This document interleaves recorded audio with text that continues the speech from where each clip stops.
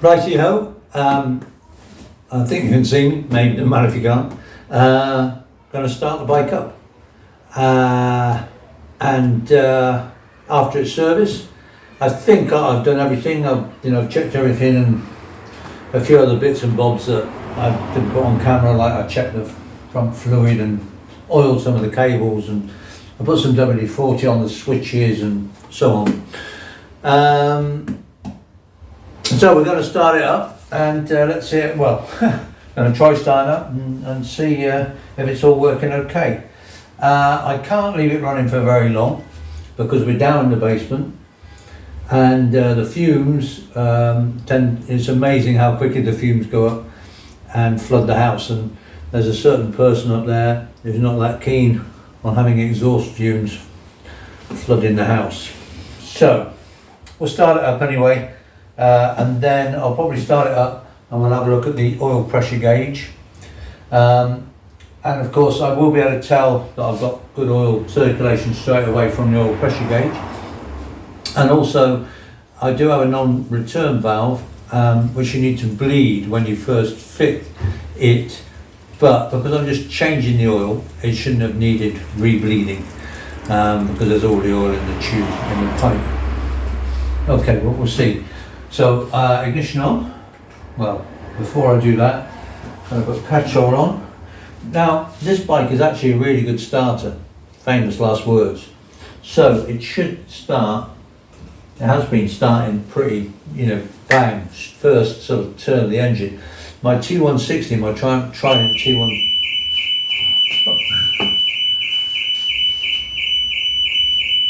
I can't believe it, it's a car directly opposite. So the bloody alarm's going off. I can't believe, just now. Don't you know I'm trying to film?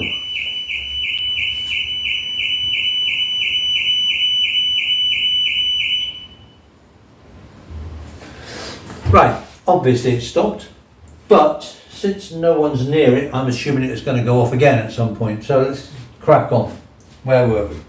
Yeah, the T160 isn't, that's not a great starter. They will start, but you have to chug it over quite a few times, and you have to tickle it a number of times. This should be first time. So petrol on, give it a good tickle.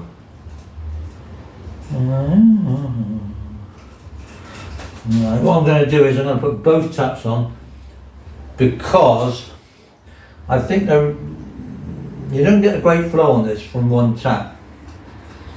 It's not a fault of the bike. I think there's a problem with the taps. It's never run that well just with one tap on. Right, so both carbs are flooded. I'm going to put the choke on because it's in the basement, we're cold down here. Ignition on. Double check that the kill switch is in the on position. Double check we're in neutral because I don't really want to go flying into the garage wall. Although of course the back wheel's off the ground. And let's see if it will start. As I say, I probably can't run it for that long, but let's give it a go. Here we go. Woohoo! It kind of went, but kind of didn't. Okay. But since that was his first start for an awful long time, I'm not surprised. I'll try again. I've tickled again.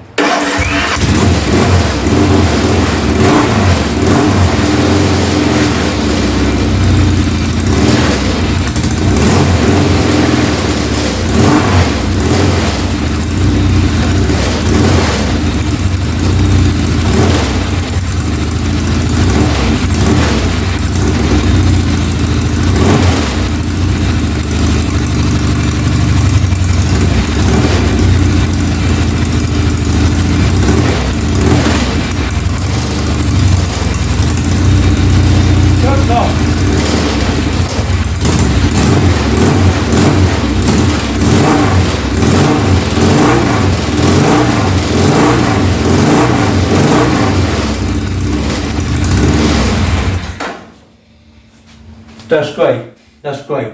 What I forgot was there's a loose plate on the stand. It's a plate under the back wheel that you can remove to get the back wheel out.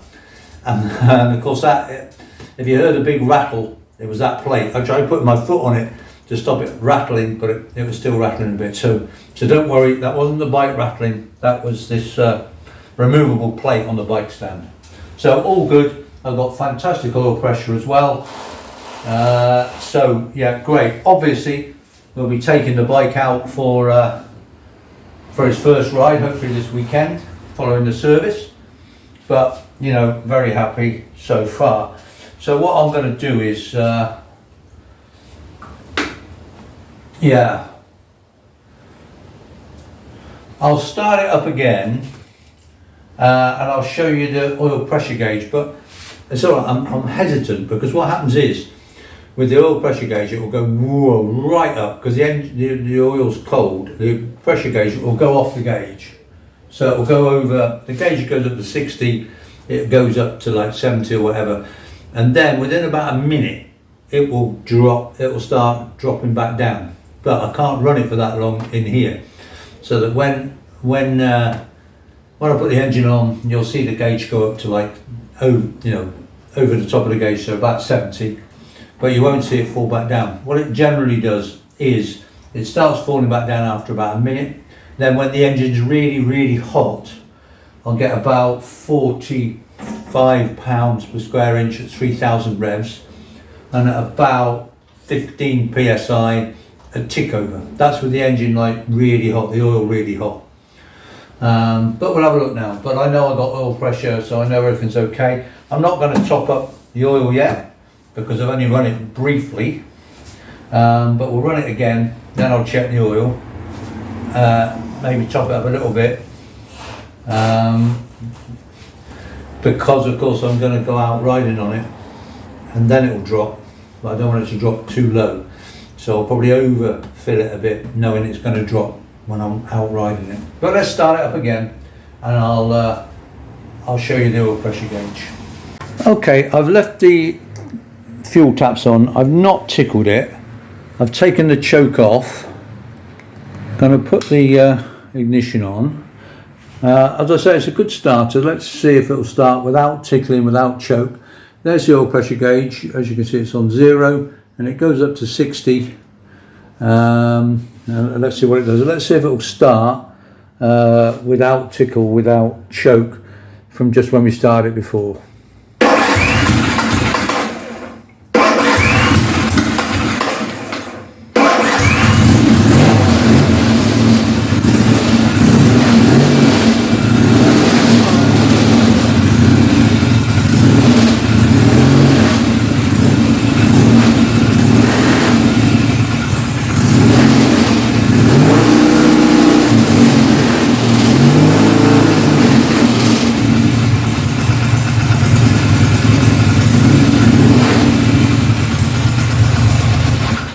Damn, I forgot about that bloody plate again. It's this plate down here, this plate underneath the back wheel, which is removable. But of course, when we're running the engine, it rattles like hell. I forgot. I meant to take it off. Anyway, never mind. So that gives you an idea. The pressure is still going, slowly dropping down from us starting it. It will slowly go down to 0. But as you can see, we've got very good oil pressure. But so that time it went up to just about 60.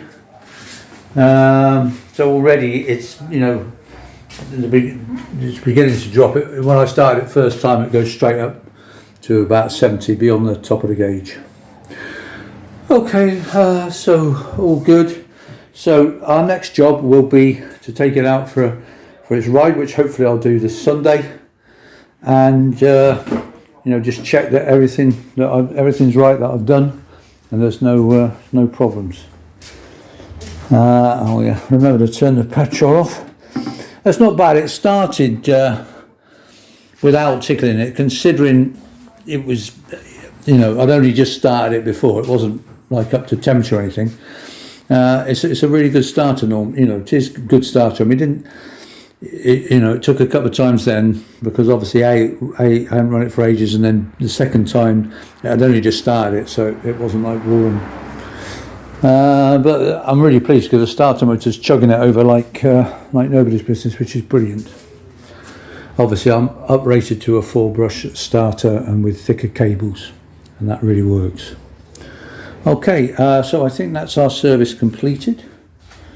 Yeah, what else have I done? Yeah, I don't know if I mentioned before. So one thing I did was to try and move the rear. It never lined up before, the rear light and that with the rear. It was always like off to the side. It looked terrible. So I've tried to line it up, and I don't think that's bad. And I've also put in a slightly smaller number plate. It's the same size letters, which are 1 3/4. They're the smallest size you can have in the UK, but the actual plate is slightly smaller. So obviously it's a matter of personal taste, but I like a small plate. And I like obviously the black and silver, which you're allowed in the UK on bikes made before 1980 or 81 is it, I can't remember. But anyway, there we go. I think I've checked everything. I think we're done.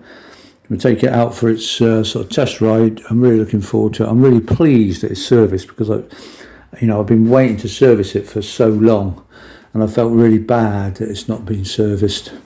Yeah, I don't know if I mentioned I put these little black bottoms on the on the bottom of the Speedo, because I left them off the first time because it's all alloy, so I thought it'd be nice to see the alloy, but obviously they look out of proportion because they're just too long. So putting the black on squares them back up to give them a better proportion on the actual gauge, because they looked odd before. Yeah, good.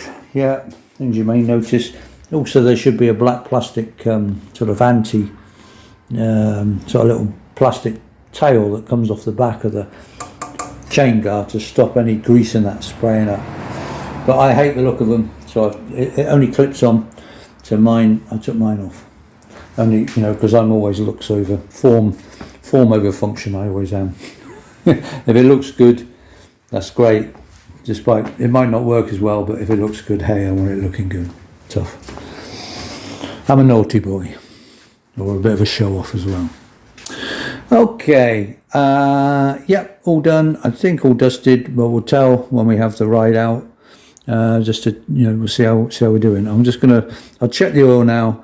Maybe it's probably run a bit, and I'll top it up a bit, see how much has gone down, and then we're ready to go. Hey ho, job done.